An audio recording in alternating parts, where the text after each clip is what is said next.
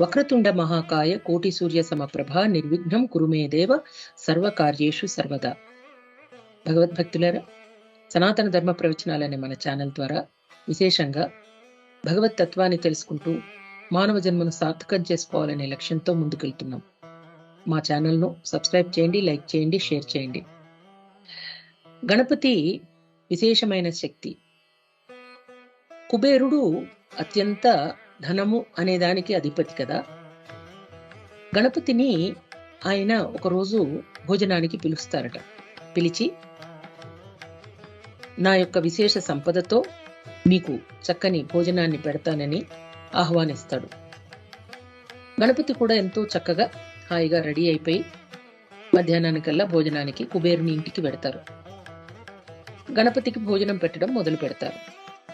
చూడండి, తుండము ఏకదంతమును తోరపు గొజ్జెయు వామహస్తమును మెండుగ మూయు గజ్జెలును మెల్లని చూపుల మందహాసమును కుండకు గుజ్జురూపమున కోరిన విద్యలకెళ్లను జయై ఉండెడి పార్వతీ తనయ ఓయి గణాధిప నీకు మృక్కెదను. గణపతి తత్వాన్ని తెలుసుకోలేక కుబేరుడు అహంకారంతో ఆయన్ను భోజనానికి పిలిస్తే, గణపతి ఎంతో విశేషమైనటువంటి భక్తి తత్వంతో ఉన్న కుబేరుణ్ణి ఆశీర్వదించాలి, అనుగ్రహించాలనే ఆ సదుద్దేశంతో వెళ్ళారు. కుబేరుడు తన గొప్పదనాన్ని చూపించాలనుకున్నాడు ఆ అప్రాకృత శక్తి ముందు. గణపతి యొక్క కడుపు నింపడం మన సాధ్యమా? ఎందుకంటే ఆయన అతీంద్రియమైన శక్తి, అవ్యయుడు, ఎంతో విశేషమైన ప్రాభవంతో ఉపారేటువంటి ఆ గౌరీనందనుడు అలా పెడుతూనే పోతున్నారు. స్వామి తింటూనే ఉన్నారు. స్వామి అలా భుజిస్తూ ఉంటే గణపతి కుబేరుడు ఆశ్చర్యపోయాడట. 3 లోకాల నుంచి ఆహారాన్ని తీసుకొచ్చి పెట్టాడు, అయినా ఇంకా గణపతి తింటూనే ఉన్నాడు. అది చూసి కుబేరుడికి అప్పుడు అర్థమైంది, గణపతిని తృప్తిపరచడం అంటే అది అసంభవం. ఎందుకంటే గణపతి తత్వం, that means we are trying to feed the infinite. ఎప్పుడైతే ఈ సర్వవ్యాపి అయినటువంటి ఆ శక్తిని మనము భోజనం పెట్టి లేదా మన సంపదను చూపించి, మన గొప్పదనాన్ని చూపించి ప్రసన్నం చేసుకుందాం అనుకుంటే అంతకంటే మూర్ఖత్వం ఇంకొకటి ఉండదు.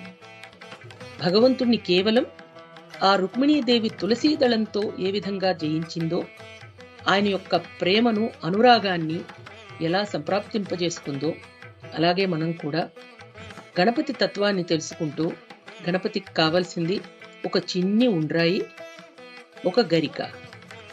ఆ 2 కూడా ఎంతో విశేషంగా భక్తి తత్వంతో మనం స్వామి పాదపద్మాల వద్ద సమర్పిస్తే, ముఖ్యంగా దాంతోపాటు మన మనస్సును ఒక కుసుమంగా అర్పిస్తే స్వామి కృప అపారంగా మనకు లభ్యమవుతుంది. అదే కదండి గణపతి తత్వం. అందుకని వక్రతుండ మహాకాయ సూర్యకోటి సమప్రభ నిర్విఘ్నం కురుమే దేవ సర్వకార్యేషు సర్వదా. గణపతిని అంటే పరమాత్మను మన భక్తితో మాత్రమే గెలవగలం తప్ప మన సంపదను చూపించి, మన గొప్పదనాన్ని చూపించి జయించలేము. ఓం గం గణపతయే నమః. సనాతన ధర్మ ప్రవచనాలనే మా ఛానల్ను సబ్స్క్రైబ్ చేయండి, లైక్ చేయండి, షేర్ చేయండి. ఓం నమః శివాయ. ధర్మం గురించి తెలుసుకోవడానికి జగద్గురువైన శ్రీకృష్ణుని కృపతో మనమంతా డాక్టర్ భవానీ మాతాజీ గారి ప్రవచనాలు విందాము.